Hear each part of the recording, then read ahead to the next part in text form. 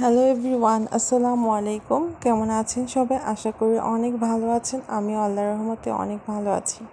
নতুন আরেকটি ভিডিও নিয়ে আজ আমি হাজির হয়ে গেলাম। অনেক দিন পর কিন্তু ভিডিও আপলোড দিচ্ছি। তো আজকে হচ্ছে একটা শুটকি ভুনার রেসিপি নিয়ে আমি চলে এসেছি। এখানে হচ্ছে আমি কিছু ফেওয়া শুটকি ভিজিয়ে রেখেছি। আই থিঙ্ক ফেওয়া শুটকিটা সবাই চিনেন, অথবা বাঁশপাতা শুটকি বললেও এটা হবে। তো এই শুটকি আমি অনেকগুলো নিয়ে এখানে ভিজিয়ে রেখেছি, কারণ হচ্ছে এই শুটকিটা আমি ভুনা করে এটা আমার বোনের কাছে পাঠাবো। তো আমার ছোটো বোন যেহেতু কক্সবাজার গিয়েছে ওর হাজব্যান্ডের কাছে, তো ও হচ্ছে এই ভুনাটা খুব পছন্দ করে। তো সেখানে যেহেতু আপনাদের ভাইয়া দেন হচ্ছে আমার ভাই আব্বু সবাই যাবে, তো আমি ভাবলাম যে ওর জন্য এই শুটকিটা ভুনা করে পাঠিয়ে দেই।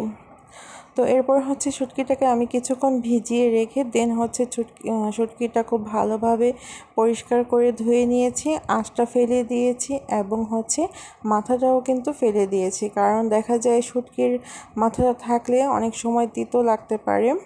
আর এখানে হচ্ছে কিছু রসুন আমি ছিলে নিয়েছিলাম, সেটা আমি এখানে কয়েক কোয়া দিয়ে দিলাম। আর এই শুটকিটা কিন্তু ব্লেন্ড না করলেও চলে, কিন্তু যেহেতু আমার বোন কাটা খেতে চায় না, কাটা খেতে খুব ভয় পায়, তাই হচ্ছে আমি এই শুটকিটা ব্লেন্ড করে নেব। তো এখানে হচ্ছে কিছু মরিচ আমি গরম পানিতে ভিজিয়ে রেখেছিলাম, সেটা দিয়ে দিলাম, আর অল্প কিছু পেঁয়াজ দিয়ে দিলাম, যেন গ্রেভিটা খুব ভালোভাবে ব্লেন্ড হয়ে যায়। আর সামান্য একটু পানি দিয়ে নেবেন। এই যে দেখেন ব্লেন্ড করে নিয়েছি কেমন হয়েছে। তো এরপর হচ্ছে আমি পাশের চুলায় একটা প্যান বসিয়ে দিয়েছি, সেখানে কিছুটা সরিষার তেল আমি দিয়ে দিয়েছি। তেলটা একটু গরম করে নেব, কারণ সরিষার তেল কিন্তু ফেনা ফেনা ওঠে। তেলটা গরম হওয়ার পর আমি যে শুটকিটা ব্লেন্ড করে রেখেছিলাম সেটা হচ্ছে আমি এই তেলের মধ্যে দিয়ে দিব। আর আপনারা যারা ব্লেন্ড করে খেতে চান না, তারা হচ্ছে শুটকিটা ওয়াশ করার পর তেলটা গরম করে এই তেলের মধ্যে শুটকিটা দিয়ে দিবেন এবং শুটকিটা তেলের মধ্যে ভাজতে থাকবেন।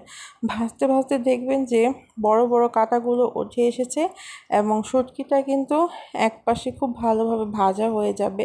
সেটা আপনারা যখন তেলে দিবেন তখনই বুঝে যাবেন। তো কথা বলতে বলতে আমি এই শুটকিটা খুব ভালোভাবে তেলের মধ্যে ভেজে নিয়েছি, যেন কাঁচা গন্ধটা চলে যায়। এরপরে হচ্ছে আমি কয়েক কোয়া রসুন রেখে দিয়েছিলাম চিলে, সেটা আমি এখানে দিয়ে দিলাম। এই রসুনটা আমি আনাম দিচ্ছি, আপনারা চাইলে কিন্তু কুচি করেও দিতে পারেন, যার যার পছন্দ। আমার কাছে আনামটা দেখতে ভালো লাগে, তাই আমি এটা আনামে দিয়ে দিলাম। এরপরে হচ্ছে এখানে আমি কিছু পেঁয়াজ কুচি দেব। আমি যেহেতু অনেকগুলো শুটকি নিয়েছি, আমি পেঁয়াজও এখানে অনেকগুলো দিয়ে দেব। আর যদি পেঁয়াজটা কম দিতে চান সেটাও দিতে পারেন, কিন্তু আমার বোন যেহেতু এটা একটু কয়েকদিন রেখে খাবে, তো সেই জন্য আমি একটু পেঁয়াজটা বেশি করে দিয়ে দিচ্ছি, যেন খেতে ভালো লাগে। তো এরপরে হচ্ছে সব কিছু দিয়ে আমি একটু নাড়াচাড়া করব। এরপরে আমার ভাজতে ভাজতে মনে হয়েছে আরেকটু তেল দরকার, তো আমি আরেকটু সয়াবিন তেল দিয়ে দিলাম। আপনারা চাইলে কিন্তু এটা সয়াবিন তেল দিয়েও করতে পারেন। তো যারা এ পর্যন্ত আমার ভিডিওটি দেখেছেন তাদের অসংখ্য ধন্যবাদ, এবং আমার চ্যানেলে যদি নতুন হয়ে থাকেন অবশ্যই আমার চ্যানেলটি সাবস্ক্রাইব করে দেবেন, পাশে থাকা বেল আইকনটি প্রেস করে দেবেন, এবং ভিডিওর কোনো অংশ যদি ভালো লাগে থাকে তাহলে অবশ্যই লাইক কমেন্ট এবং শেয়ার করে দেবেন। তো কথা বলতে বলতে হচ্ছে আমি সব কিছু পেঁয়াজ আর রসুন দিয়ে একটু ভেজে নিলাম তেলের মধ্যে। তো এরপরে হচ্ছে আমি মশলাটা দিব। এখানে হচ্ছে কিছু আদা এবং রসুন আমি সামান্য একটু বাটা দিয়ে দিলাম, আদা রসুন মিক্স করা এখানে আমার থাকে, তো মিক্স করাটাই দিয়ে দিয়েছি।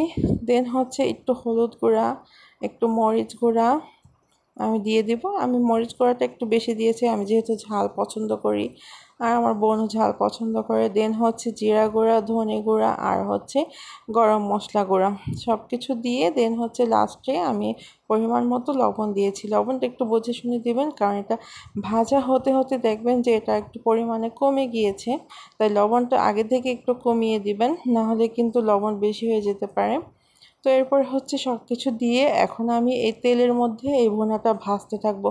ভাজতে ভাজতে যখন দেখবেন যে প্যান থেকে ভুনাটা উঠে আসছে এবং তেলটা একদম ওপরে ভেসে গিয়েছে, তখনই বুঝতে হবে যে ভুনাটা তৈরি হয়ে গিয়েছে। এই ভুনাটা আপনি চাইলে পোলাও বা সাদা ভাতের সাথে খেতে পারেন, দারুণ মজার হয়ে থাকে। কিন্তু লাইটের কারণে হচ্ছে আমার কালারটা একটু অন্যরকম এসেছে, বাট সামনাসামনি কিন্তু কালারটা খুব সুন্দর ছিল। আর এটা স্মেলটা আপনি যখন বের হবে রান্না করার সময় আপনার মনে হবে যে এখনই আমি একটু ভাত দিয়ে খেয়ে ফেলি, এরকম হয়েছে। তো কথা বলতে বলতে আমার কিন্তু রান্না করা শেষ। এখন হচ্ছে আমি এটা প্যাক করে দিব। যেহেতু একটু দূরে নিয়ে যাবে সেজন্য আমি একটা পলির মধ্যে করে দিয়ে দেন হচ্ছে এটা একটা বক্সে করে দিয়ে দিব, না হলে দেখা যায় তেল টেল এগুলো ছিটকে পড়ে যেতে পারে।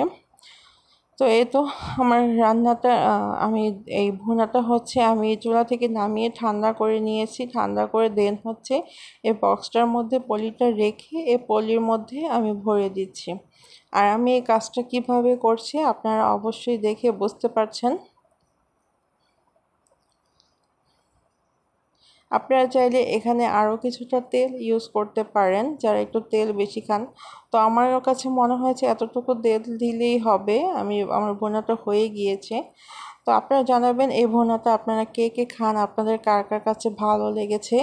আর অবশ্যই ভালো লাগলে একবার ট্রাই করবেন, ট্রাই করে আমাকে কিন্তু কমেন্ট করবেন কেমন হয়েছে ভুনাটা। এই ভুনাটা খেতে আসলে দারুণ মজার হয়ে থাকে। তো এই তো সব কিছু আমি পুরোটা শুটকি ভুনাই এখানে আমি দিয়ে দিয়েছি। দিয়ে দেন হচ্ছে এটাকে আমি লক করে দেব বা গিট দিয়ে দিব। এই পলিটাকে দিয়ে আমি এই বক্সটার মধ্যে ভরে দেব। তাহলে দেখা যাবে যে এটা কোনো পড়ে যাওয়ার বা পলিটা ফেটে যাওয়ার কোনো সম্ভাবনা নেই। আবার দেখা যায় অনেক সময় বক্সের মধ্যে করে দিলে বক্সটাও খুলে যাওয়ার সম্ভাবনা থাকে। তাই এভাবে দিলে একটু নিশ্চিন্তে থাকা যায় আর কি। তো এই তো কথা বলতে বলতে আমি আমার কাজটা সম্পন্ন করে ফেলেছি। আজকের ভিডিওটি আপনাদের কাছে কেমন লেগেছে অবশ্যই কমেন্ট করে জানাবেন। আর আজকের মতো শেষ করছি এখানেই। আল্লাহ হাফিজ।